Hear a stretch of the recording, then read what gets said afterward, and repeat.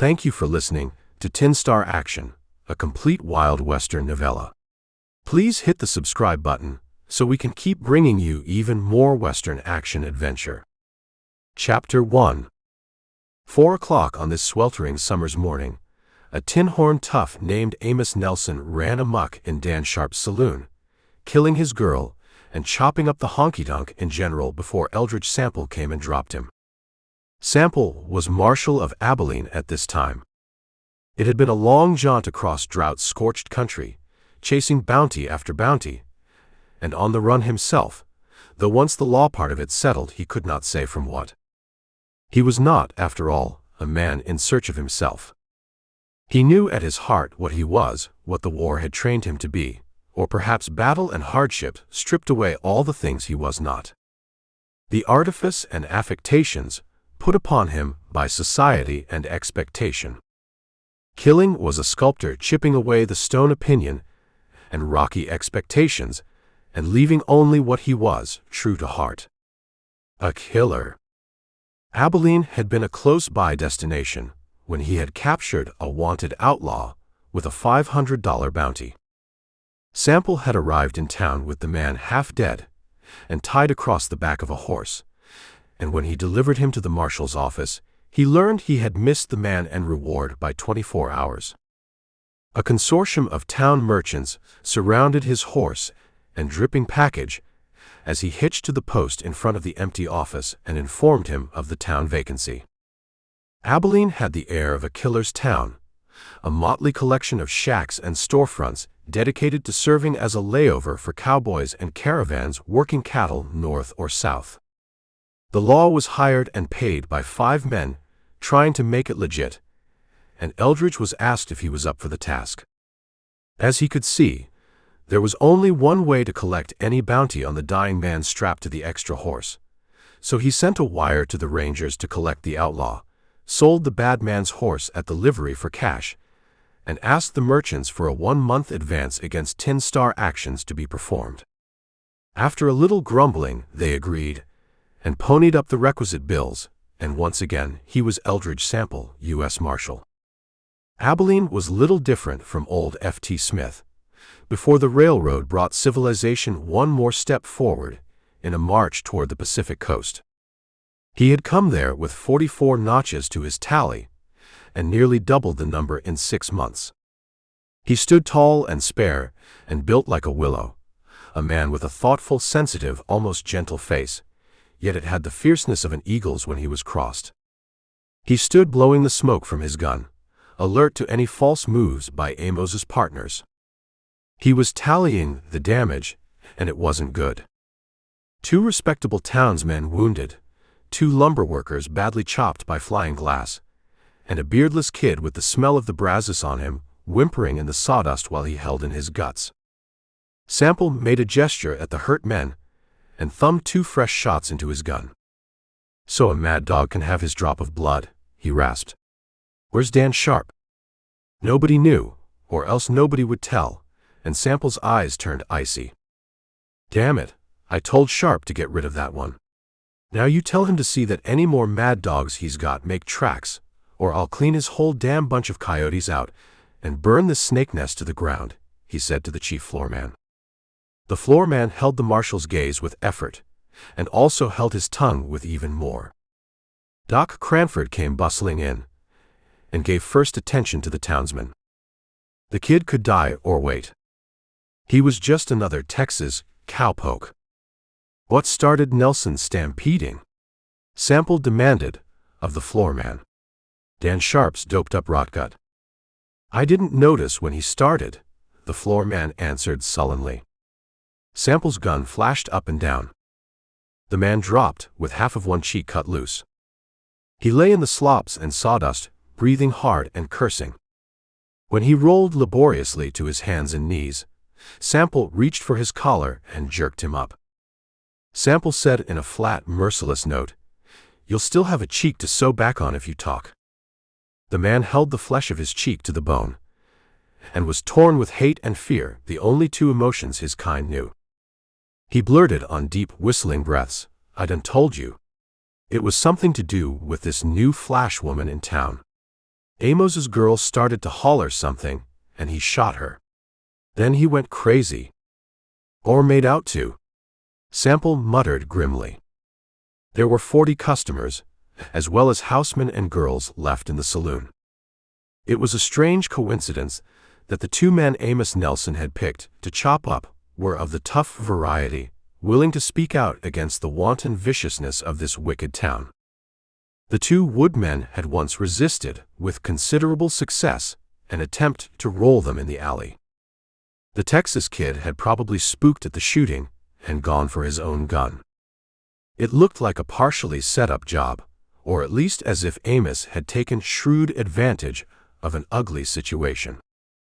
Sample wondered how the new Flash woman's name had arisen. She had been the talk of Abilene for a week, but she had stayed to herself and was definitely superior to visiting any honky-tonk on Alamo Street. Then he wondered about Dan Sharp's absence at this time of night, when there was always chance of a cowboy raid on the till and trouble. It suggested that the shady saloon keep had foreseen the trouble, possibly built it, and taken care to be out of the way. Maybe Amos's girl knew too much. Maybe Amos did, and it was a good means of getting rid of them both. It would be thoroughly in character with Sharp's gentler tactics. He reserved his rougher ways for special occasions, such as the time he had personally carved a man limb from limb alive. Sample booted his gun and moved to go. T.A. Marcus, who owned the tannery, left a girl and joined him. He said, "I'll go along with you a ways, Bill.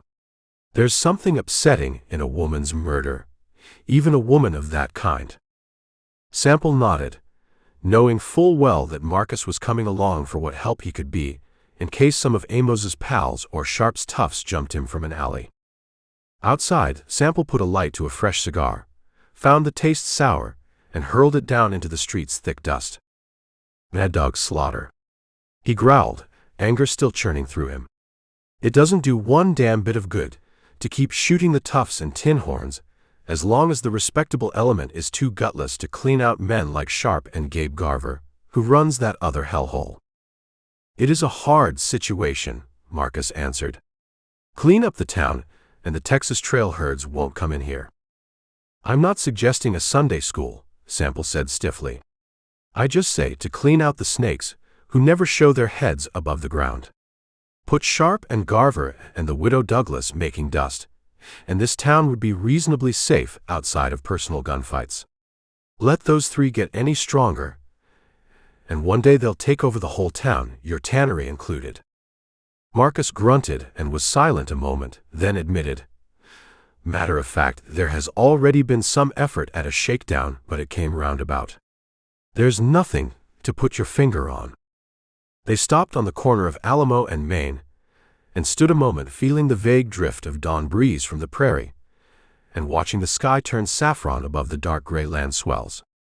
Flare lights still showed out at the stock pens, and cattle bawled between the bangings of a cattle train. Behind them, Nickelodeons still jangled, and cowboys still whooped, and somewhere there was a lift of deep-chested, brutal laughter and the hollow dump of a man's gasp of pain. But from this corner, at this hour, the tough town behind was dim. The sound of the cattle and the trains dominated Main Street, and the street had a solid, rooted look in the early shadowed light of saffron gray. There's what made this town, not Alamo or front streets. I'm getting tired of acting as a town butcher of gunslinging cowpokes and cheap tin horn toughs, Sample said half savagely. Marcus considered the marshal with speculation, asking on a tight note, "You ain't thinking of quitting, Marshal?" Eldridge blew out an irritated blast of breath. "I'd quit fast enough, but I'm stuck until I lick the bunch that's licking the law. I thought I was hired here as a marshal. What it amounts to is I was hired as a killer." "I can see your point," Marcus acknowledged. "Fighting man to man, or cleaning out a pack of sneaky bushwhacking two-bit coyotes are different things. You've had some tough ones to tame though, fights you can be proud of." "Damn few," Sample answered. "And I'm beginning to taste the scum I have to wade through." Marcus recognized his bad mood, and let the matter drop. Maybe Eldridge was looking back upon his life and regretting the glory trail that inevitably wore shoddy, and the game that, right or wrong, a man could never quit. He had respect for Wild Bill's manhood, and his sympathies were with him. Nevertheless, Marcus knew the fiber of his fellow merchants. Between fear and avarice, they'd put no law in here that actually backed a marshal. What law there was would be carried entirely in a marshal's gun and fists. Marcus passed a few final words of random gossip and turned off for his bachelor quarters. Sample moved up Main, attentive to any slightest sound or show of light in stores. Spent-out cowboys had a great way of just helping themselves to hardware and saddles in particular. On a town basis, it was justified. They themselves had been systematically robbed and cheated of up to 2 years' pay. But it was the Dan Sharps and Gabe Garvers and the Widow Douglases who got their money, not the merchants. Sample set his steps for the far end of Maine, thinking he might walk out to the stock pens to wear off some of his edgy mood. There was a small watering trough halfway. The mystery girl was there on her coal-black horse, the beauty who had the town raving. So was the Widow Douglas, in a buggy, driving 2 of her paint-pot hussies home from their night's trade. Sample thought of what had been said at Dan Sharp's, and that this might be a meeting of secret allies. But closing the distance, he saw things stood the other way. There had been an argument over precedence between the women, and the Widow Douglas was having her say in lurid language. The girl on horseback took all she could, then simply leaned down and slammed the widow's horse with her quirt. The animal jumped, took the bit in its teeth, and took the buggy careening off. The widow's painted fancy girls shrieked, and the widow filled the street with her man-sized bellow, swearing vengeance of a most emphatic kind. The marshal grinned, for the widow was a ponderous mass of brute muscle, whose 4 husbands had died, peculiarly, of strangling. It was not often that anyone bested her, but she was sure bested now, and her horse a runaway. Eldridge strolled out of deep shadow to the watering trough, expecting that the girl there would show fear, or at least wariness of a strange man at this hour, or that she'd prove as tough as the Widow Douglas. He was wrong. "Good morning, Mr. Sample. I hope you were gentle man enough not to hear what that she-ogre called me," she said. Her tone was self-assured and cultured, and damned stirring. It was the signs in her of station and quality that first struck him. This was the first time that they'd met face to face. "I caught the bellow but not the words, ma'am," he said, and touched his hat. "This is like to be a rough hour for a lone lady, Miss Willow. It is not a time of day I'd recommend for riding." He noted he called her by name, and called her a lady, and a smile of pleasure touched her lips. They were rebel lips, not reckless so much as rebellious and stubborn. It was clear she was a young lady who would have her own way. "What hour of the day can a young lady ride out here, Marshal? I had a little experience at the river yesterday afternoon. A rider tried to flirt with me, and then tried to take my bridle," she asked. He asked the details. From her description, the man had been Amos Nelson, and his clear intention had been, by one means or another, to get her to some private place. The idea might have sprung from Amos's brute arrogance, or to accomplish Dan Sharp's ends. Broken and submissive, this girl would be a gold mine for a pleasure house or gambling place. Eldridge was rather amused that she'd made a fool of the tough. She had bumped his pony down in the ford, and scattered mud and gravel in his face. But on the other hand, the marshal was bothered by the self-assurance the incident had given her. There were plenty of men around here more subtle and smarter than Nelson. He studied her against the spreading sea of light, noting the peculiar wedge shape of her eyes, the sculptured mold of her face. She wore a riding habit of light bluff corduroy that fitted her lithe body like a glove, and she rode side saddle, which brought out her cut and class. She had all the signs of blood and breeding, and he wondered how she'd got to this raw, rough, rip-roaring town. She studied him, with her head a little tilted. She told him, "I saw you once on the boat to Natchez. It was some years back, but you haven't changed." He looked apologetic. "Maybe if you were in different dress, I'd remember you too." She laughed and shook her head. It was a low, throaty laugh that stirred a man and lingered. "No. I was a freckled, gawky 16, with a proper aunt who wanted to blanket me like a papoose." She made an ironic gesture. "So I turn up at Abilene a gambler."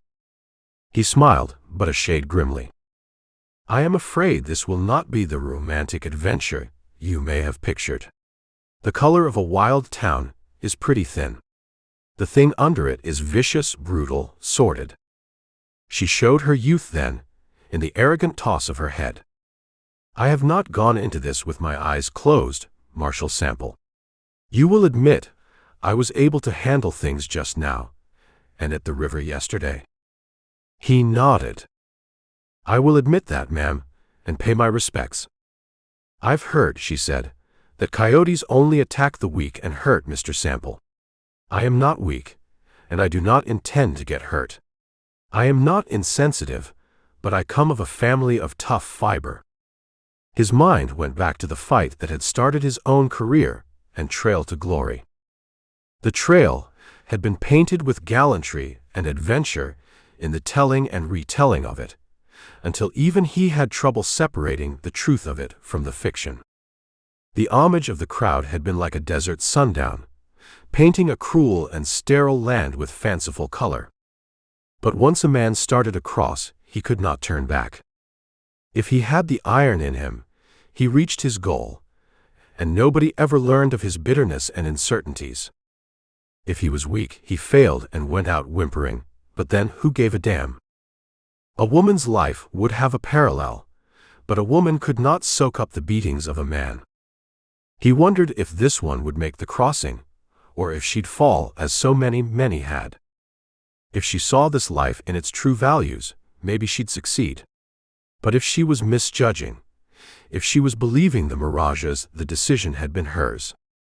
And he had the tough, fibered realism of his profession. It was her business. Chapter 2. Daylight was sweeping through the town chasing, for a brief hour or two, the late drunks, the fancy girls, the footpads off to bed. For a short space the air would be clean, and the light would be clean, and the activities of the town would nat, Hetan had. It was a time of day that became Miss Jane Willow's dark, tempestuous beauty, and showed her caste, and the breeding she must have had. Eldridge was glad he had met her, in the hour's freshness and in riding habit, instead of sheathed with sequins, and with a background of cards and chips clicking. "I'll be running my own game at the hotel, Marshal," she told him. "You're welcome to drop in for play or refreshment at your pleasure." "I'll do that," he told her. "But I still suggest you watch the place, an hour you go riding." She laughed, lifted her reins, and swung her horse down street at a canter, leaving him floating in the mystery of her allure. He had another cigar, and this one tasted fine. He walked to his home in a mellow mood. The raw heat of an earlier hour burned out of him. Midway of the afternoon, he went to the station to watch the midweek's passenger train rattle in. This was a major event, with cowboys racing the train for heavy stakes, and the town putting on a boomer reception with a brass band. Every bawdy house in town took its best-looking girls down to the station in carriages. The runners from the honky-tonks and hotels jostled and brawled, and occasionally used a knife or gun to possess themselves of some unfortunate greenhorn or drunken cowboy. The widow Douglas dominated the reception.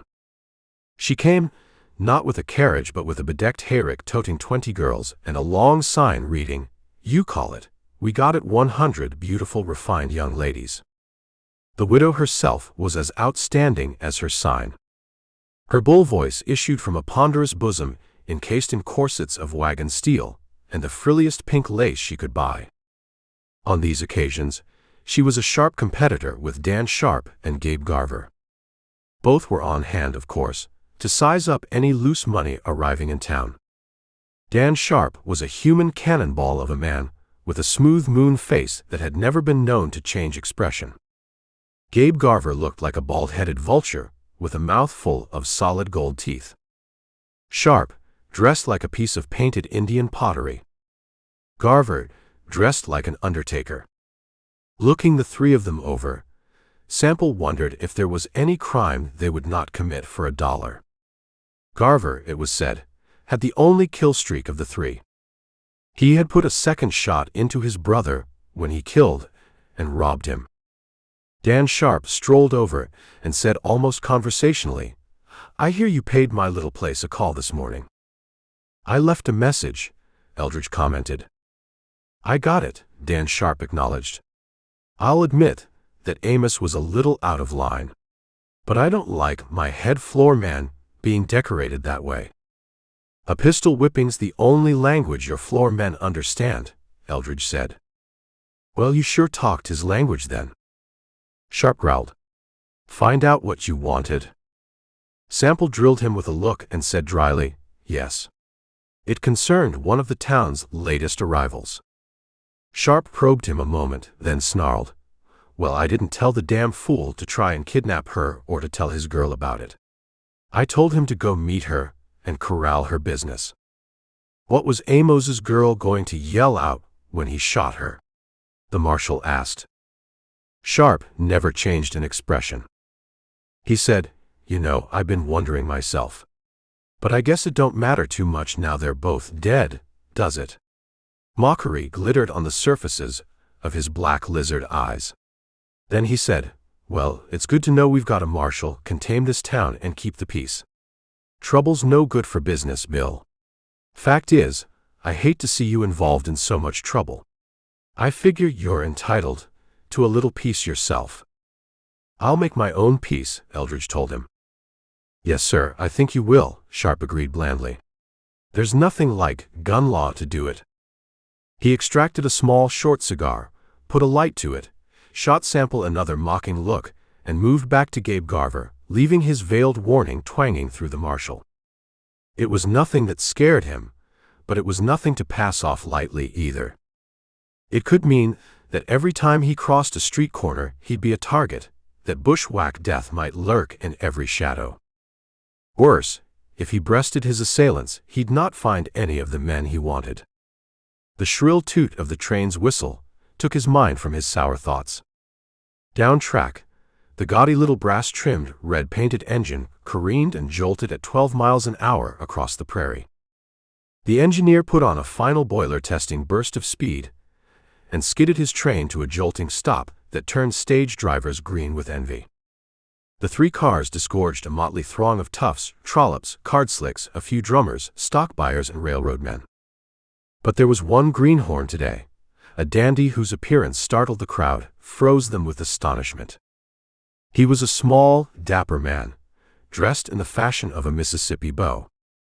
He looked like ready money, easy money, and utterly incapable of saying no. The runners from the hotels and honky-tonks stared at him with bewilderment, then came at him like a pack of hungry coyotes. One of Garver's runners grabbed his valise. With a sap in his other hand, he started to clear away through the cursing ranks of competition. The dude looked at this human dogfight with amazement that turned to indignation. He tapped Garver's man with his cane. "My man," he piped, "put down my bag this instant." The runner stared at him and guffawed. "I'm just protecting you from all these thieves, dude," he chortled. "We don't want you to get robbed, you see." The dude did not see, but he did hear the insolence in the man's tone. His shoulders dropped, and his knees went a little springy. His cane drew back and darted like a snake's head, tapping the burly tough precisely at the base of the skull. The tough dropped like a sack. The crowd gawked, then whooped its surprised approval. Another runner started to grab up the valise. The dude's eyes grew sharp. At the alley's end, a brute of a man strode from a door, his voice peremptory. "My man," he said, "I've had quite enough crowding. Be off with you before I am forced to chastise you also." Eldridge chuckled and shouldered through the crowd. The runners were still fighting with each other for this green plum, but the pack could turn nasty and together give him a roughing. Sample liked the half-pint dude's spirit. He swung some of the tougher runners aside and told them, "Stand clear of this stranger, boys, and let him make up his mind." The dude noted his star and looked relieved. He extracted a large silk handkerchief from his sleeve and mopped the dampness from his face. The handkerchief, perfumed, brought fresh amusement to the crowd. The dude snapped, "Savages," then said to Sample, "I thank you, Marshal. My name is Clancy, and I will ask your advice. I am looking for a quiet little hotel with a good French chef and a stately view." The crowd whooped all over again. If a French chef had set foot in Abilene, the boys would have taken him for something on the hoof to eat. As for a quiet hotel, probably the quietest spot in town was the stock pens. The only view around Clancy had, right in front of him now, a mile of raw plank sheds and false fronts, or the limitless expanse of hot, singed prairie running into the shimmering horizon. Eldridge couldn't think of just how to satisfy the little man, but he did send him off to Mrs. Nugent's, where it was possible to rent a room 24 hours a day instead of 8, and where the beds weren't used around the clock. Clancy nodded gratefully, and Eldridge hailed him a buggy and started him off before he let loose his own humor. Abilene had seen some weird characters and sights, but nothing like this. The dude looked like a tropical cockatoo that had flopped down on desert hardpan. The marshal cleared his routine business, and with day's lift of heat, found occasion to stop by Miss Jane's hotel. He found her decorating some rooms she had contrived to wangle, and again was struck by her taste and the background it told of. She had no business gambling. She certainly had no business being alone in Abilene. Not that she was entirely alone. She was attended by a dusky-skinned girl she called Chloe, who was almost as striking as she was. She served him refreshments on her balcony. From here, they could watch the evening's pastel light flood across the baked yellow prairie, and also watch the life of the town. She had jade-green eyes, he found out now. She had a power in her that drew him like a magnet. It was something fierce, pagan, primitive. It was made of the stuff of storms and desert sundowns. When the shadows fell long and flat and edged with purple, he stood up to leave. She came to him and put her hand within his elbow. She said on a deep and stirring tone, "I've always wanted to meet a man like you, Eldridge Sample. You're a man who holds yourself above the crowd. You'd not stoop to take anything less of life than what you want." He glanced through the doors at the new green felt gaming tables. "And you, Jane?" She said, "It is what I want. I didn't just drift. I decided." He said, "I wonder if you really know." She lifted her eaves straight up to his. "I think so." She stood there, letting him see down into the deeps of those pagan passions that stirred through her. He took her shoulders and swung her to him, gently, and yet with the force of a flood head. Her vibrant body pressed against him, as a strong mesa wind presses against grasses. Her mouth was eager against his kiss. She made no slightest murmur, but her lips said, "Take me for what you will. I ask nothing more of this." Over her shoulder, he saw the room come gently alight as her maid brought in a lamp. There again was the taste that told of caste and breeding, but in her lips had been an honest freshness that told that never before had she offered herself like this. He set her gently from him. He was shaken, but it was beneath his pride to take advantage of the moment. The Sphinx was in her eyes, the Sphinx of high emotions. But she'd not known experience yet. She was reckoning life without its costs and penalties. He said, hoarse with feelings, "You had best do some thinking on this." She gave a disturbed, half-touched, half-bitter little smile and inclined her head. "I suppose I knew you'd say that," she murmured. "But why? What is there to think when we feel like this?" "There are always the costs," he said somberly. "In my case, the costs are the notches on my guns. It is a trail I chose, and I thought would be good because it was on the side of law. He shook his head. It doesn't make any great difference which side you're on after the killing has been done. The blood has been spilled, and the stain is on you. Somebody has to tame the bad, she said. Yes, but it builds hardness and a violence. I'd not like to think of that kind of hardness building up in you. He gave her chin a wag with his knuckle. You had better know me a little better, Jane. She smiled. All right, Bill. But my feelings will be the same. He had another ginger beer and a smoke to ease his feelings. He made small talk, telling her about the dude who had arrived that day. He noted the intentness of her expression suddenly. Her eyes were wide, so dark they looked black. You know him, he surmised. Does he mean trouble for you? Never that, she breathed. No, never trouble. He is the gentlest soul alive. But I feel sad because of what I can't give him. And he just follows me and waits to be on hand if I need him. He asked nothing more, respecting her right to privacy. After a time, he got his feelings in hand and left. Night had fallen in Abilene, and sound broke out of the wilder streets with the primitive savagery of sounds rising from a jungle. Recklessness lurked in every shadow. Explosive violence underlay every laugh. Unseen eyes watched every move he made. Only his own molten violence countered the hatred that would have put a bullet into his back.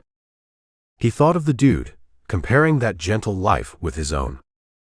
How could the girl overlook that?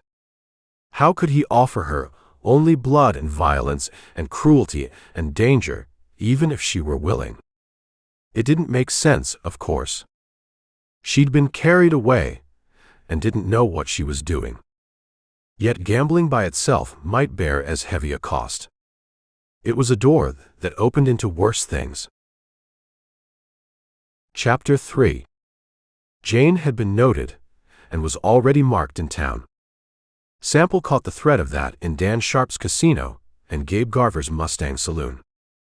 She'd be a gold mine at their tables. Both men wanted her. She had class and looks, something they'd never had and couldn't buy, and they wanted hers as a symbol of their ill-gained power, and in whom they could take pride in possessing. Already, there was bantering rivalry between Garver and Sharp. Both were letting it be understood that in due course she'd be the queen of their tables. And maybe more. There was only one difficulty. How were they going to get her, especially since she meant to set up on her own?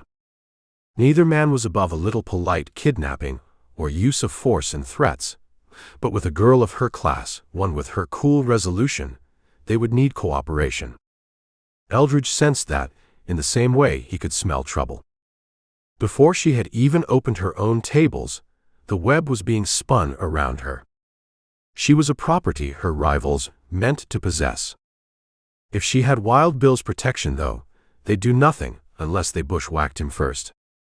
Never had he been afraid of that for himself alone. He feared it now for the sake of the girl. And how could he give her protection without the risk of involving her in the danger to his own life? What if vengeances against him were taken out on her? He had still arrived at no clear decision when Miss Jane Willow opened her private tables. The evening was notable for the size of the game and importance of the players. Among them were Gabe Garver and Dan Sharp, who had washed their necks and doused themselves with cologne and played with fierce rivalry, apparently to see how much each could lose. The dude, whose name was Gerald Clancy, had gone native as a full-fledged Westerner. He had acquired the biggest white hat he could find in Abilene, the floppiest chaps and Spanish spurs, and fancied that he could pass for a regular cowboy. This was a matter of enormous humor until the boys got him aboard a bird pony expecting the worst, and he astonished the town by holding leather under him a full 3 minutes. It was clear that the gambling girl had the strongest admiration for the dude, was devoted to him, but not to the extent of allowing him to pay court to her. As the days and nights passed, she was more likely to be seen dancing or picnicking with the affluent who gathered at her table. And she was reveling in the attention. Sample found nothing to object to in her actions, but her good sense was a different story.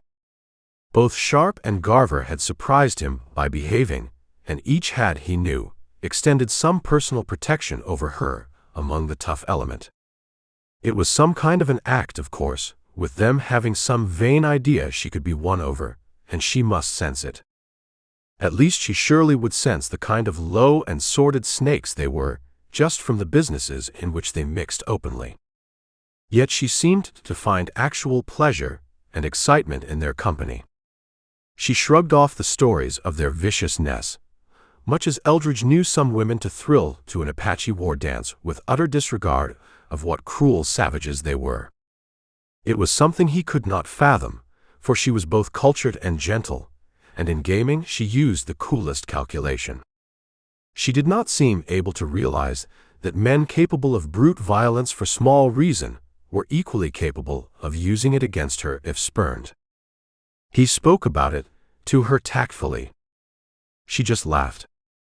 "Bill," she said, "a woman has one advantage as long as she holds a man at decent distance and asks no favors. She can never be challenged, nor considered to be under obligation." "You're speaking of decent men," he tried to tell her. "Come now," she mocked him. "You sound like Gerald. I'm having fun and getting into no trouble, and as far as I know, I'm not causing any." He cut the air with the side of his hand. He told her with emphasis, "You're building trouble for yourself. You weren't cut out for this game. Even at best, you aren't going to like the things around you when you recognize them for what they are. But by then, it will be too late to turn back." She turned directly to him with wide eyes that showed the green pagan flames beneath the surface. She wanted this man, and he wanted her, and that was something they did not need to say. "Bill," she murmured, "you keep harping on my being a lady. What if I went somewhere else and settled in my proper place?" "Then I would respect you, as I have few women," he told her. "But you'd not follow?" she asked. He made the gesture of a shrug with his shoulders. "How could I? I'd have to go back 15 years and never have handled a gun before I'd marry a decent woman." "I haven't mentioned marriage," she said softly. The muscles of his jaws knotted. "What kind of a man would you think me for lecturing you in one place, then taking you somewhere else for my own enjoyment?" Her mouth twisted with taut irony. "Then there's scarcely a reason for me to be a lady." He took her by the shoulders. He said, "The reason has nothing to do with anybody else. It is something you should do for yourself, because this other life is not in you. You haven't read it for what it is. You're still dazzled by its color." "What about you?" she demanded. "I pay the price every time I look at my guns," he admitted. "Now, since I met you, I am paying the bitterest price of all. Except for my past, I could have a future. In your case, there's time before the stain of this life corrodes you." She shook her head. "For you I'd change. I can't see there is any other reason but that you might want it." Her face grew taut. "But of course, if you don't want me." A knock came at the door, and her maid admitted the dude. He dragged in, saying, "Howdy, folks," with his meticulous, cultured voice, and thinking he sounded like a poke on the range calling little doggies. He added, "Jane, I'd like to sit in your game tonight." "Why, of course," she murmured with faint surprise, for he seldom played. The dude looked at Eldridge with a curious smile. "Bill," he suggested, "it would be pleasant if you sat in too." Eldridge looked at the girl, considered there must be some reason, and nodded. Jane said, "Well, we have time for a cup of coffee before we start." She led the way onto the balcony. Day's heat had drifted off the land, and sundown was turning the prairie into a rolling sea of gold and crimson. The peace of day's end hung in the sky, and all three were touched in their own particular ways by its mood. Eldridge thought what his life might have been if he had been just a poor rancher. And maybe, he thought, Jane was catching a vague idea of what he'd tried to say, as she looked out at that peaceful beauty and contrasted it with the rude vulgarity that drifted up from the street below. Evening's excitement was already a throbbing pulse through Abilene. Somewhere a bunch of cowhands yipped and howled. Somewhere else raw voices lifted in argument. A window crashed and a gun barked 3 times. Men's rough boasts and challenges and raw humor rolled like surf through the town. The drum of hoofbeats and pound of boots and drag of spurs and deep-chested shouts carried the turbulent feel of pent-up animal hungers and man cruelty and violence. The shrill, paid-for laughter of girls drifted out from the hotel alley, and in another quarter a woman shrieked with drunken rage or fear and was sharply silenced. Eldridge watched the girl moodily, his feelings still churning, and told himself he was a fool. Then Jane stepped inside to dress, and the bland mask dropped from the dude's face. He asked abruptly, "Bill, just what is the exact connection between Sharp and Garver?" The marshal's senses sharpened. "They divide most of the bossing of the honky-tonks and gambling between them," he said. "In some things they are partners. I don't believe they would stab one another in the back for less than $1. But they could strike a deal together," the dude persisted. Eldridge inclined his head. "Particularly a bad one." "Why?" "I heard something, I think," the dude said grimly. It was not enough to be sure, but it sounded as if they had been intentionally losing to Jane, and that they have decided to put some kind of pressure on her. But what could they do? "Almost anything," Eldridge said realistically. "Did you hear more?" The dude looked hesitant and embarrassed. "They mentioned me, without great respect, I judge." And briefly Garver said, off-handedly, they could dump me in the river if need be. Faint humor touched Wild Bill's mouth at the dude's disgruntlement. He said, "I don't think they'll do much of anything until they've bushwhacked me. There's not much they can do." In the game that night, there was no slightest indication of anything having been planned by the two. But next day something happened that made the marshal think hard. Jane's good-looking octoroon maid went out shopping and did not return. By midnight, Jane was so nervous that she was losing heavily for the first time since she had been in Abilene. It was possible that the maid had been abducted. It was also possible that she had been lured away or simply drifted off.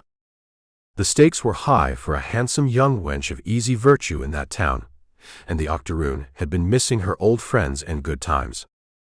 Eldridge traced her movements by grapevine, and found she had been seen in one place talking with some easy girls, and at another had been seen going off to a dance hall with 2 cowboys.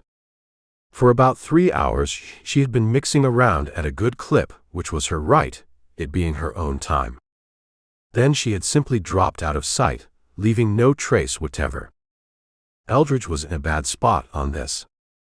There were 200 places, including camps, where she might have gone of her own say-so. There were 20 or 30 deadfalls to which she might have been abducted.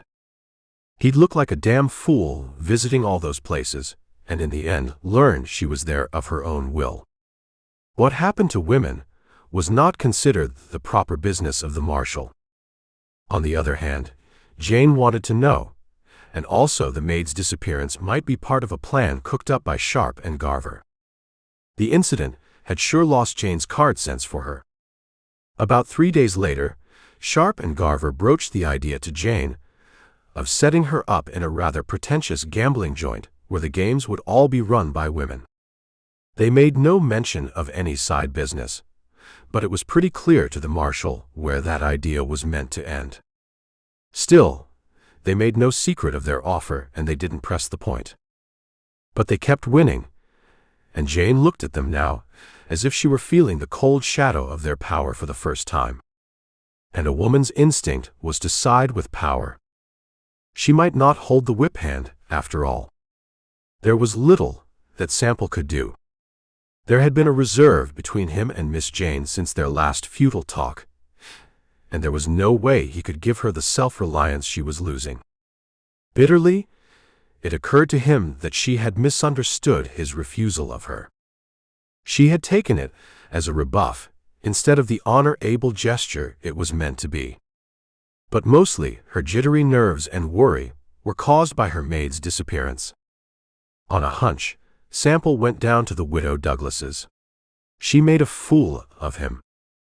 She stood with muscular be-ringed hands on her broad hips and boomed her insults and jeering taunts at him. There wasn't a girl in her place who was not there of her own free will, she claimed. She'd swing and stab the girls with her ruthless, beady glare, and girls the marshal knew were being held by force and threat would deny it flatly. He lowered his pride to go through every room and closet and found probably half a dozen hideout traps and secret rooms in the place, but no octoroon maid. He left with his teeth locked, the widow's final flaming insults burning his ears. By nightfall, this would be the joke of the town. So the tough town tamer had lost his secret heart and flame. Jane kept fretting and losing at cards, and each new loss unnerved her more. Garver watched this with the satisfaction of a waiting vulture. Dan Sharp's face remained impassive, but his eyes held a look of already tasting future flesh and gain. Eldridge damned the breaking of his earlier friendship with Jane when he'd had her open confidence. But she had offered too much, too rashly. Now nothing could cut through the reserve she had drawn around her to hide her embarrassment. She was friendly, outwardly showing no change. But she gave him no further chance for confidences. She was stubbornly set to hold her trail and stick at the game. Her pride was involved, just as his was with his guns. She'd made her bed, and come hell and high water, she was going to sleep in it. Win, lose, or draw, she had the pride of a gambling queen. The two honky-tonk coyotes knew women as a wrangler knows horses. They were certain that in the end, they'd own Miss Jane. They could wait. There might have been quicker ways to get her, but such would have given Sample the excuse he needed to go really berserk. Further, they wanted the girl's submission and cooperation. She was something special. They wanted her proud and hard, a front piece, not a broken jade. Eldridge was filled with a man's furious frustrations, but he stopped by Jane's sometime during each day. Part of his reason was to give her the protection of his obvious friendship. Part of it was the hope that sometime the guards and barriers of her hurt would drop, and he could talk her into common sense before it was too late. He was on her balcony having coffee with her one sundown, when his deputy sang out a call from down below. Eldridge moved downstairs, almost thankful at the prospect of fresh trouble. In his present mood, he would have joyed in fighting it out with every cowboy on the Chisholm Trail. He moved out into the thickening shadows, feeling the surge of fighting ferocity. His deputy's words were like the slap of cold water. Girl tossed up dead on Benson's sandbar. Knifed. Eldridge lifted into his saddle. A hell of a chore when a man needed a fight. Identified, he growled. Yeah, the deputy nodded. The octoroon girl. Miss Jane's maid. She's a damn mess. She must have put up one hell of a fight. Chapter 4. Riding to Marcus's tannery, where the maid's body was laid out in a shed, was a routine matter with Eldridge in this town. Reason for disappearance, he considered, probably kidnapped. Killed because she showed fight or spirit enough to claim she'd get word to Wild Bill, or because of jealousy, or just because somebody was killing drunk. There was a price on a cow, and a price on a woman in Abilene, and nobody cared much beyond that. Star Bright Quiet of Night had taken possession of the river when he had finished. But back in Abilene, the lights were as garish as bonfires leaping up through jungle.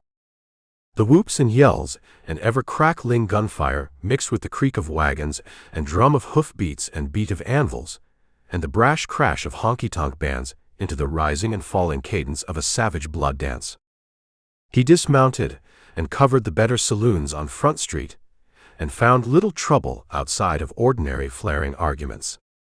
One cattleman had been beaten and robbed of his entire stake in open daylight. A second had been doped and rolled for what he had on him while he slept, but he was chuckling that in a bigger way he'd outsmarted them. Sample turned the corner onto Alamo Street, where conglomerate sound came at him like a cannon blast. Figures jostled like cattle in a trail herd and lurched from pool to pool of light. 4 private fights were in progress in the street. 5 or 6 drunks who had been thrown out of saloons or off stoops sprawled on the boardwalk. When they were in the way, men spur-dragged over them. Drunks sobered up remarkably fast on Alamo Street. 3 men were beating hell out of an other one in Hogan's Stable Alley, and the 3 fled at Wild Bill's approach, which probably meant the fellow had been robbed. Somewhere a window screeched up, and a woman started to yell. The window was banged down with an oath, and the wail of the woman's voice cut off. Tough and furtive figures moved through the darker bands of shadow. A raw-voiced cowpoke was yelling a trail call down the street to gather his own bunch for some trouble, and a knife fight spilled out of the Alcazar, but the men came to terms shortly and lurched back in to drink together. And everywhere, men snored or cursed or laughed and yelled. Every band of incoming or outgoing riders let loose whoops and shots. Men held target practice in backyards or right inside saloons. The whole street was filled with challenge and contests of a dozen sorts, and the unrestrained activity of virile men on the prod, and the watchful waiting of those who hoped to take them over. All this was routine. A marshal did not bother with it, unless he wanted to risk a lynching for being meddlesome. Unless a man were downed in a gunfight, the trailwise usually got out of town in reasonably good health, and maybe with some money left. For the greenhorns, the cost was put down to experience if they got out alive. Eldridge moved through the street, conscious of the hate and fear his presence caused, and of eyes that watched him out of shadow, the eyes of men who wished they had the guts to shoot him. Here and there, a gun hand with a representative met his eyes steadily or gave him a noncommittal nod. Standoffs. Someday, he'd have to fight them. He noted pairs and groups of men barging out of Gabe Garver's Mustang saloon, some laughing raucously, some talking loud, some growling with irritation. Eldridge splayed the fingers of his gun hand, tested his gun slip, and moved through the batwings. He found a saloon hanger-on named Johnny Butler holding forth, spoiling for trouble, and having a little fun while he was doing it.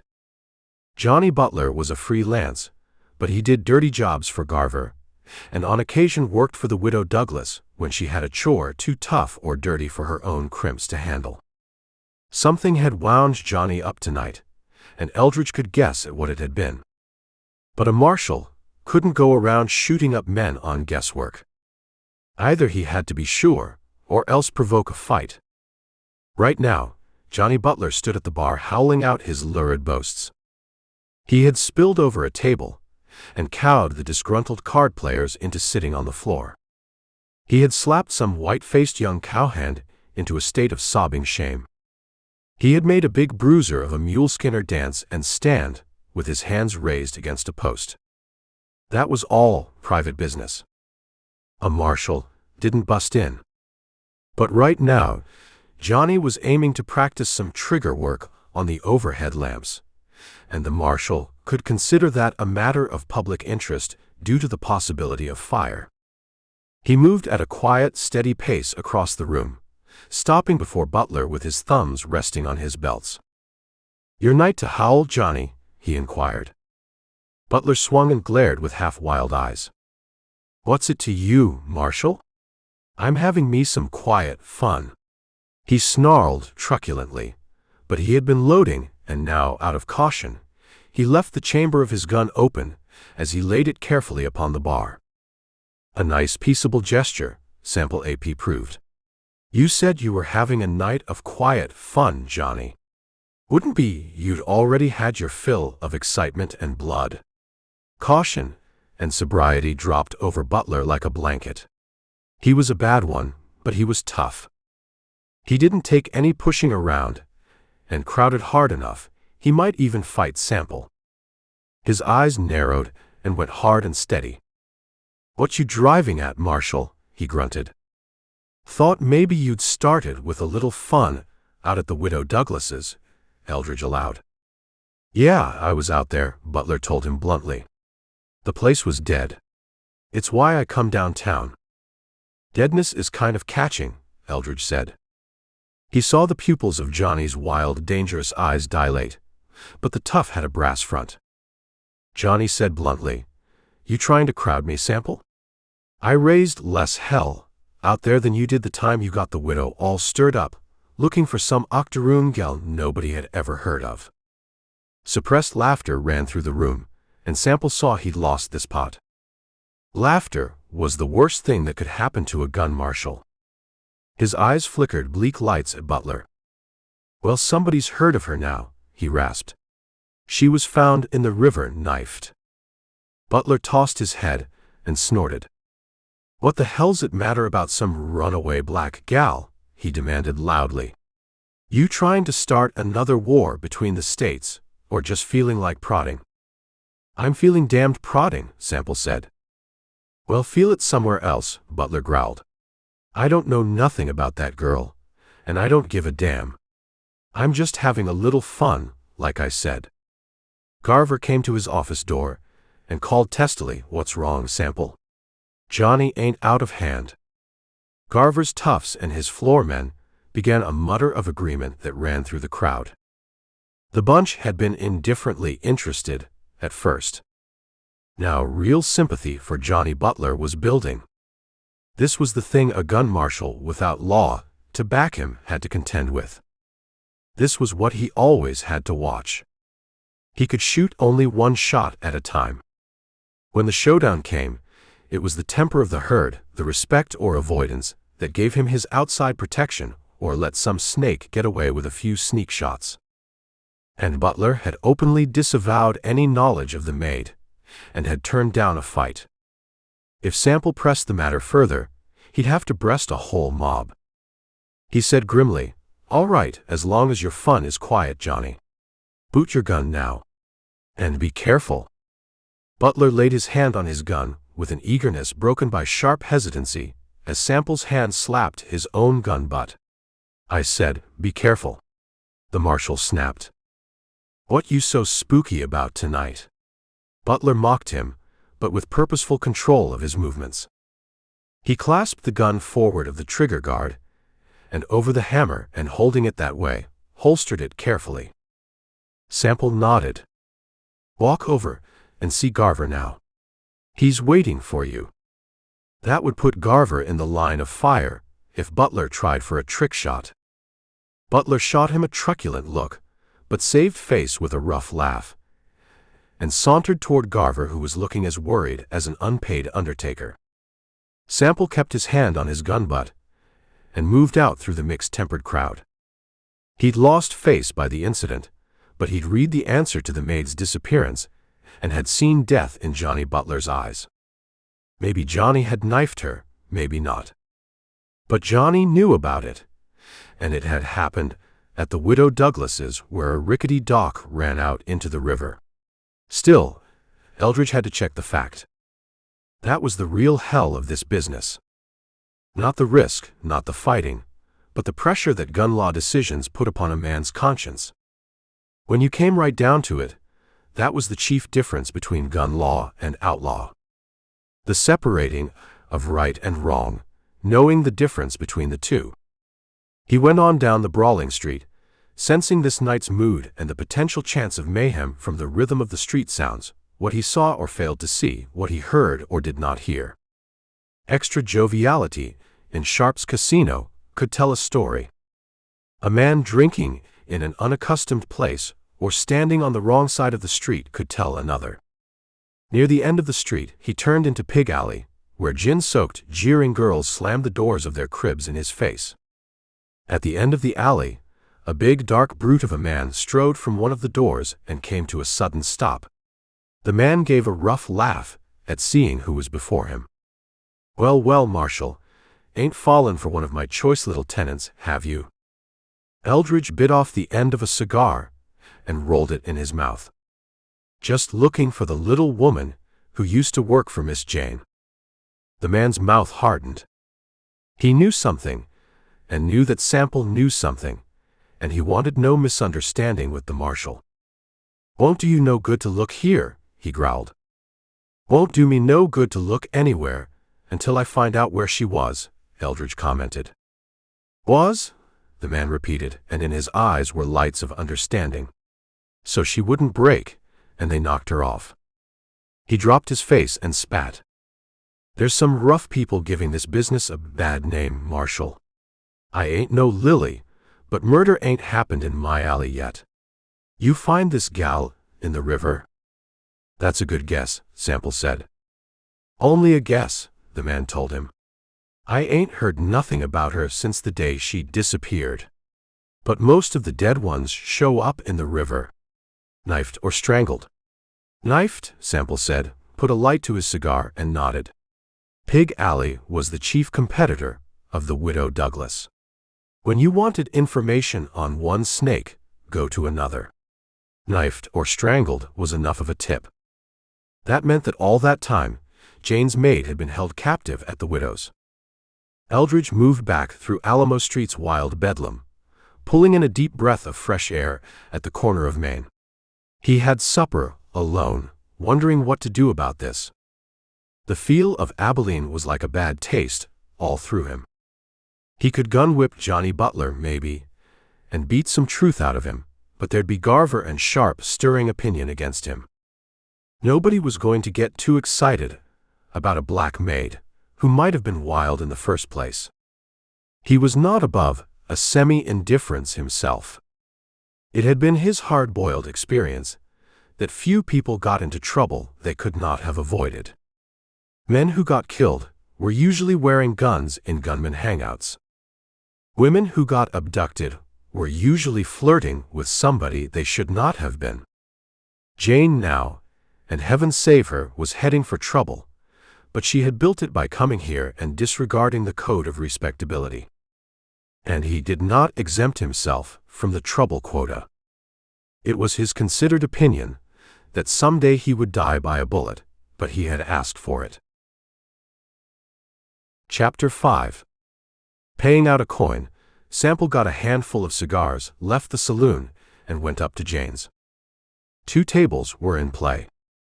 Gabe Garver, Dan Sharp, Clancy, and a drummer were all together at one table playing with Jane. She looked a good deal harder than she had that first morning the marshal had met her. The cold calculation of gambling was settling upon her. The easy talk, the merciless driving, the disregard of what a man could afford to lose, the click of chips, the smell of liquor were becoming her background. Small things so far, but sign. To one kind of women, it would be softening, weakening. To Jane's kind, it was hardening, and suddenly he knew that the shadow of things to come had already touched her. But she had steeled herself with the conviction that she was the one out of many who could lick the game if she stuck to it. Right or wrong, win or lose, she meant to stick to her guns. Just as Sample himself would. Sharp and Garver read that in both of them. He sat down, watching the game, but his sharp eyes could detect nothing wrong, unless it was the assurance of Sharp and Garver, their certainty of eventually destroying her independence. As far as he could see now, it was her nerves that were causing her to lose. In fact, some nights lately she would not have lost at all had it not been for the invariable big pot wind-up rounds of Cutthroat. He waited his opportunity, then tossed out his dynamite. Between deals, Jane casually asked him what he'd been up to all evening. He said with quiet bluntness, "Investigating the murder of your maid." Garver was dealing, and there was the barest pause as he flicked out the cards. He covered it with a straight look for interrogation at Sample. "So you found her?" he asked. "Now, I'm right sorry to hear that. She made the best juleps in town." "Who did it, Bill?" Sharp said on a toneless note. Eldridge said, "I'll have to prove that with my guns. She was found on Benson's bar." That was the same as saying, down river from the widow Douglas's. Miss Jane had gone white, her eyes molten. In a low, tense voice she asked, "Was that aimed at me?" Garver said quickly, "Nobody would go that far to spite anyone, Miss Jane." She tried to read Wild Bill, failed, and got up and went to her room. Garver gathered the cards and reshuffled. Thoughtful silence hung over the table for a space. Then Sharp sized up what would be the town's opinion. "I'm sorry for Miss Jane." The dude said disturbed, "Chloe was a good girl. Something ought to be done." "Something will be," Eldridge promised, hoping that would draw things to a head, would draw enmity directly upon him. Garver licked dry lips. "You'll have to prove that the girl didn't come to grief from her own actions. Some of these girls around town get pretty drunk and troublesome. I've seen them try to stab my customers, and without much reason," he said. "Not Chloe," Clancy shook his head. Sharp sat back in his chair and looked pious. "A woman's got to watch out in a town like this. Even at that, she must have started off with mischief. Nobody could hog-tie her and take her off Main Street in broad daylight." They played on in a desultory fashion. After a time, Miss Jane came back. Her eyes were hot, dry, and hard as green marble. The news had done something to her. It had ended her nervousness and brought her to inward decisions she had been stalling. She began to play with a driving recklessness that was new to her. How much what had happened was responsible for her actions, Eldridge could not guess. If she did believe that her maid had been killed to satisfy the widow Douglas's spite, it might open her eyes to the dangers of the life around her. He could not accuse Sharp and Garver of having had a hand in Chloe's abduction and murder. All he had was simply a hunch based upon an intimate knowledge of the town's seamy side and the way things fell together in a kaleidoscopic picture. When the game broke up, Jane was ahead for the first time since Chloe's disappearance. "I'm glad your luck is back," Sharp said heartily. Even Garver seemed care less of his night's losses. The two left together as friends, but theirs was a friendship formed by their mutual distrust and common wickedness. They were wolves who hunted together, but eventually one would eat the other.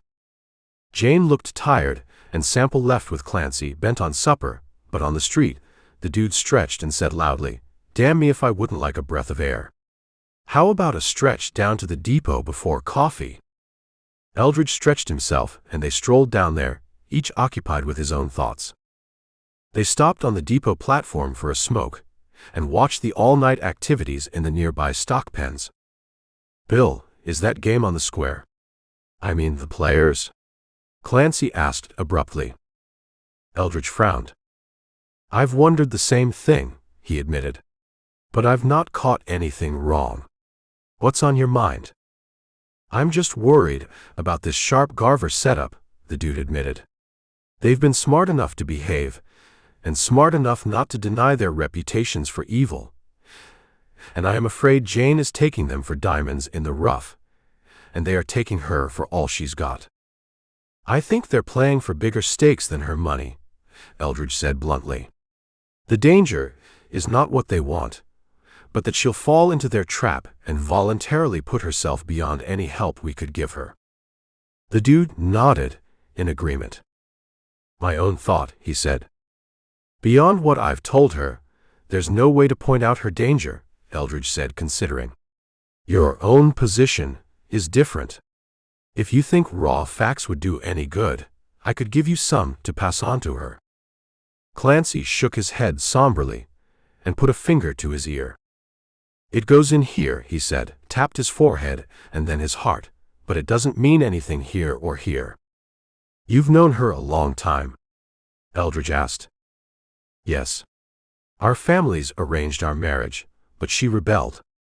She wanted to see things, to strike off on her own," she said, "and in a way I admire her independence. But gambling in places where your family has been known, and in a wild town like this, are two different matters." "She must be beginning to realize that," Eldridge said. "On the contrary, The harder she gets hit, the more stubborn she grows in admitting that any harm could come to her. She made a mistake in coming here, but she won't admit it, and now she is dead set to ride things out to the bitter end. I could make it a personal issue with Sharp and Garver, but I'm afraid they'd best me, and in any case, she'd tell me I'd pushed in where I had no business. What's the trouble with her? Marshall grunted. The dude lifted his shoulders and let them fall. What's the trouble with any woman? They decide what they want to believe, what they want to see, how life ought to be, and nothing can change them. She grew up on stories of gentlemen pirates, highwaymen, and gamblers, and she still believes the fairy tales. Eldridge cussed, then said, I'll tell you. There's a point just when a snake starts to strike when it is always out of balance, and a touch of the smallest stick will deflect it. I think we will have that time to work in. Thank you for reassurance, Clancy said, and formally put out his hand. Tell me anything I can do that you think necessary. Even to insulting those two, if that would give you the incident you need. Such an incident would mean his murder. Eldridge grinned with appreciation of the cold guts another man possessed. The dude would never get a chance at self-defense. Both Garver and Sharp made lightning draws, and the dude would be lucky to be shot dead outright and not get taken over by some of their toughs for a little fun and torture. He clapped the small man's shoulder, and they pinched out their smokes and turned back for breakfast. As they crossed from the depot, a furtive shadow drew farther back into the darkness of an alley. They had been spied on, but could not have been heard, and the place the dude had picked for this talk showed he was well aware of danger and had sense. Eldridge continued to watch for crooked dealing, but could detect nothing whatever wrong in Miss Jane's games. Both Garver and Sharp won or lost indifferently. Sometimes both lost quite sizable stakes. The only consistent pattern of the game was that regardless of who came out on top, Miss Jane lost steadily almost every evening. The strain was telling on her, shown by the webs of fine lines at the corners of her eyes and her restlessness, the hardening around her mouth. This was something that went deeper than loss of money. Her bad luck had struck at the core of her self-assurance and trust in her star of fate. Eldridge realized that she was going broke. She had too much pride to tell him, but he could sense her grudging acceptance of fate, like a man in a fight who knows he is licked but will still hang on for the last blow. She must see now, though, what was in the offing. But she had made her decision, and would ask no quarter and no favor. He had no way of knowing whether she'd made a deal with Dan Sharp, but could make a guess when he saw the man coming from the direction of her hotel toward dusk one evening. He knew it positively that night from the mocking smirk in Sharp's ruthless eyes, the way Jane avoided looking directly at anyone. Then he saw her sad gentleness as she looked at the dude, and he had the key. She'd finally gone broke. She was going to have to court protection, and either she'd learned or guessed what lay in store for Clancy. She had probably called in Sharp to make a deal if he'd give her time to send the dude away. Before the night was out, Garver had nosed matters out too. It was in the sharp glitter of his ferret eyes and the mean set of his mouth as he drove the play at Sharp. If Sample had had any doubts before, Sharp gave him the answer. He was taking his losses too carelessly, in the way of a man with more pleasant thoughts than of any money he might be losing. And he was too easygoing in answering some of Garver's raw hiding, the half-sleepy, easy mood of a man already planning another's finish. Garver quit the game early, his temper sparkling, a gray line along his jaws. He stood a moment, his index finger poked down on the green table. Dan, we made a little deal once. I'm ready to straighten off, he said directly to Sharp. Sharp gave him a sleepy look and said carelessly, We can figure things out any time you say tomorrow. 2 o'clock then, Garver told him. I'll come by your place. Fine, Sharp nodded, but suddenly sounded intense, knowing it was a lie, as did Sample. Neither of these men would normally venture into the other's stronghold. Sharp fidgeted after Garver left, his mind no longer on either Miss Jane or the game. He tossed his cards in suddenly, without waiting for the draw. Recollected, a little business. He excused himself, and with a brief private word to Jane, left them. Eldridge looked at her, and she caught his attention and dropped a guard upon her face. She leaned across the table and pressed his hand. "Bill, I feel like hell," she told him.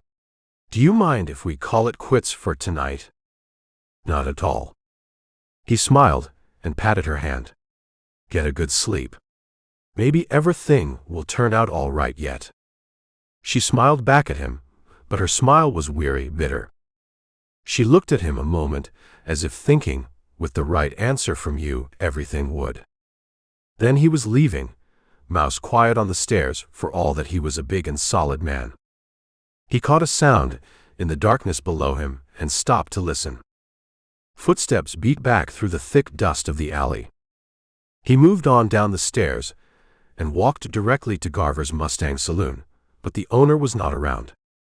His headman let it slip that maybe the marshal would find him at Miss Jane's. That meant that Garver had not returned to his own place since he'd left the game. Chapter 6. Sample walked another block to Sharp's casino. Dan Sharp was already on hand, stripped of coat and down to shirt sleeves and wearing an armpit holster.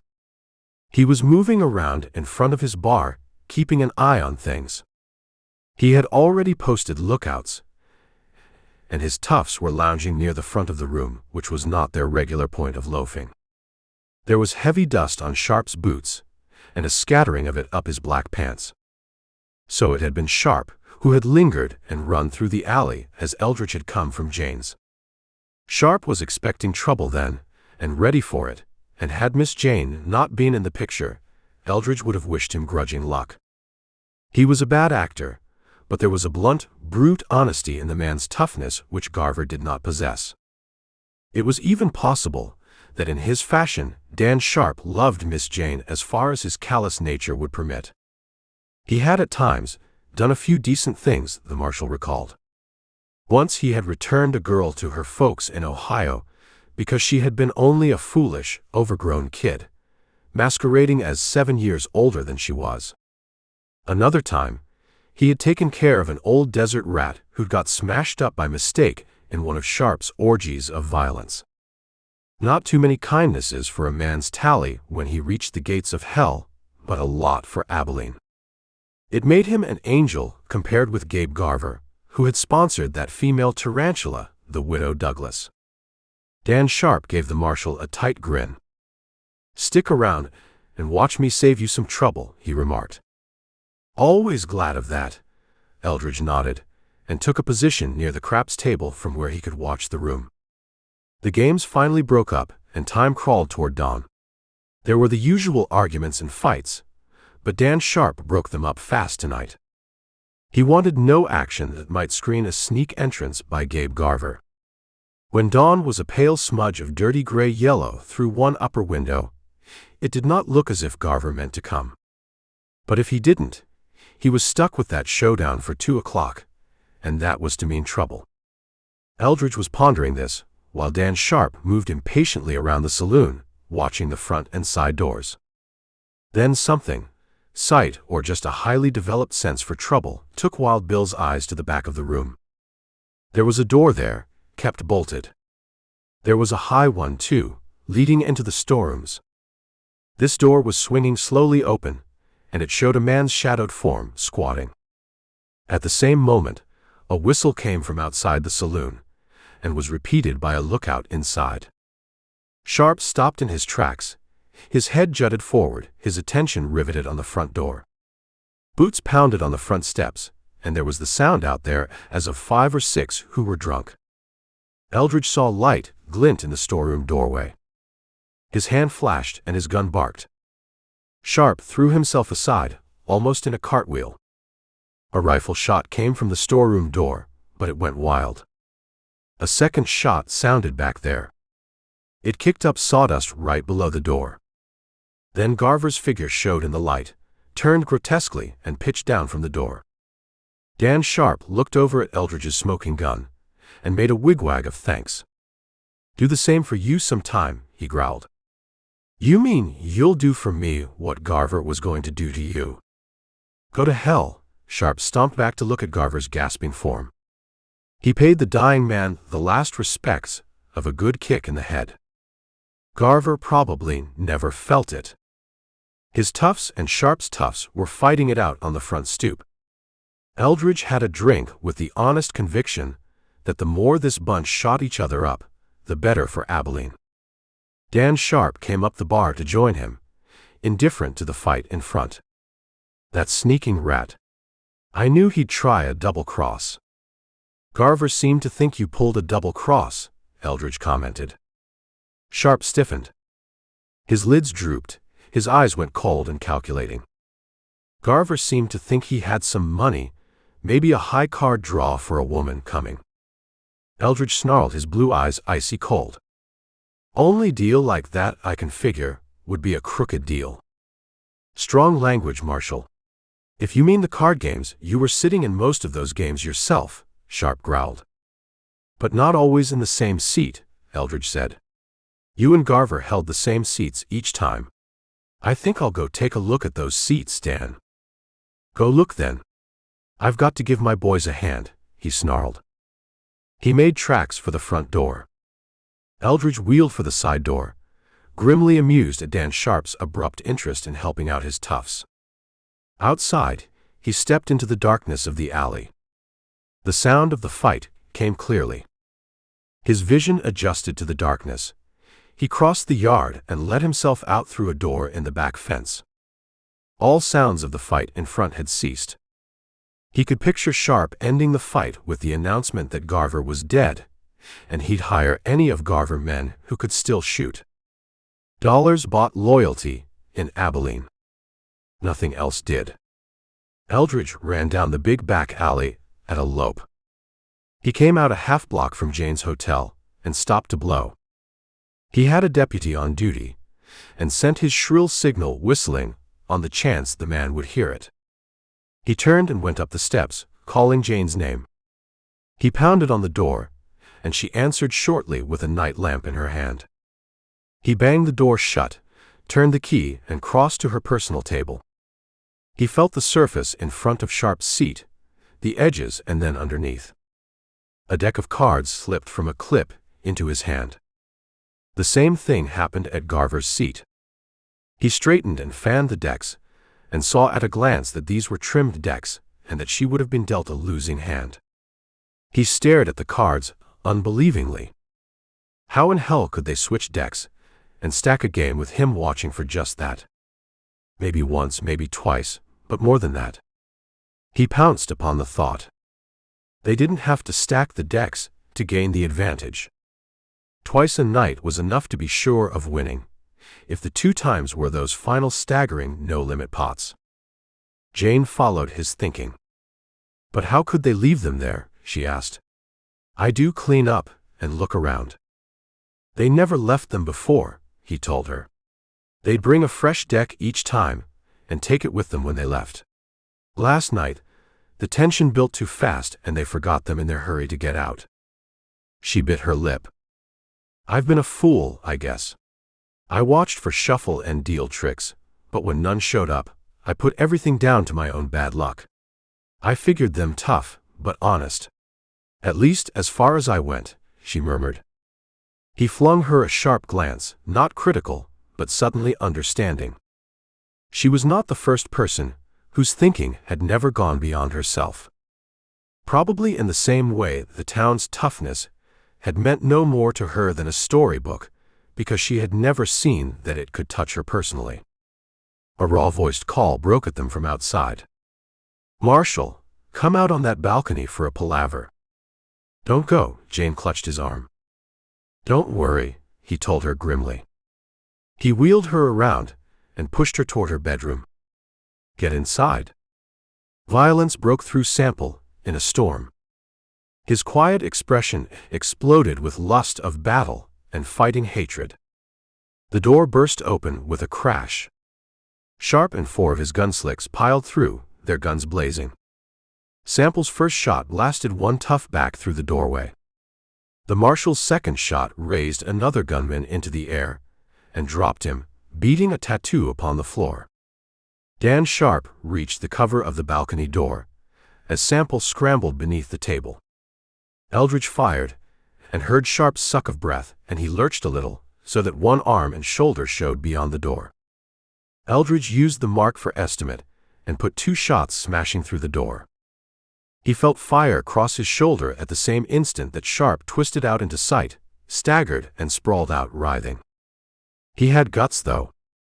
He brought his gun arm into position, trying for one last shot at Sample before he dropped into eternal night. He had his sight, and he had shots left if he could use them. It left Sample no choice but to dart out from under the table, stand, and deliberately shoot Sharp in the head. The man was already half dead, and it was a picture which was not a pretty sight. He shot as a simultaneous shot came from the hallway. He wheeled with his empty gun, but knew by instinct the shot had not been meant for him. Across the room, behind a sofa, one of Sharp's men reeled erect, cursing and clasping the left wrist of his now empty gun hand. And then Clancy's perturbed voice sang out, and the man rushed in. There was a cry behind Sample, and Jane flashed by him, clutching Clancy feverishly. She'd seen it all then, or at least that last deliberate savage shot into the dying man.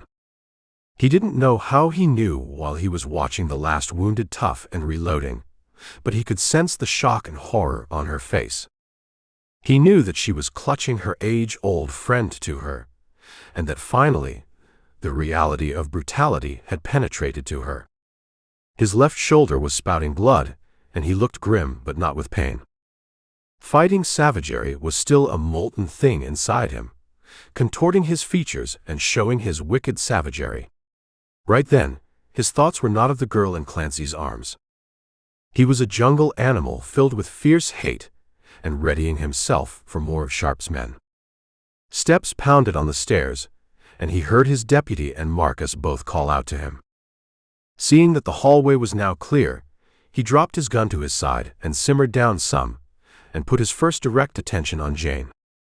Involuntarily her eyes were drawn to the figures on the floor, and then to him, and respect lighted them, but the shock was there, the horror of having witnessed a killing. It had not even occurred to her that Clancy had run in with his gun smoking, and that possibly he might have been guilty of a killing. The answer, Eldridge thought, and his mouth twisted in a bleak and bitter smile. You see what it is now, Jane. You see there's no glory in it, right or wrong. It's the same bloodlust, the same savagery, he murmured. She nodded, and looked apologetic for the way she felt, and knew that it was showing. She swallowed hard, and managed to say huskily, "Thank you, Bill, for seeing how I'd feel." His hard, bitter, contained smile included her, and the wounded Clancy by her side. You two go back now, and raise a family. Swinging around, as half a dozen others came pounding breathlessly through the doorway, the smile left Wild Bill's face. It turned fierce and grimly savage again. "Where's Johnny Butler hanging out?" he rasped at his deputy. He headed down toward the widowed Douglases early. Eldridge nodded his satisfaction. He had a wicked light in his eyes. "Good. We'll go down there and blaze him out. And don't worry too much about who else you hit, boys." He shot one last look at Jane, saw her shudder, and then lock her arms tighter around Clancy as she understood the gun marshal's meaning. It was hard to take, but he swallowed it as he went out, and from the foot of the stairs his wild, savage war cry rang out. She was already blotted from his mind in his hatred for Johnny Butler and the widow. He strode toward the river, thinking of the 100th notch he'd put upon his gun, and of the glory that would mean, and the blood trail from which there was never a returning. The end.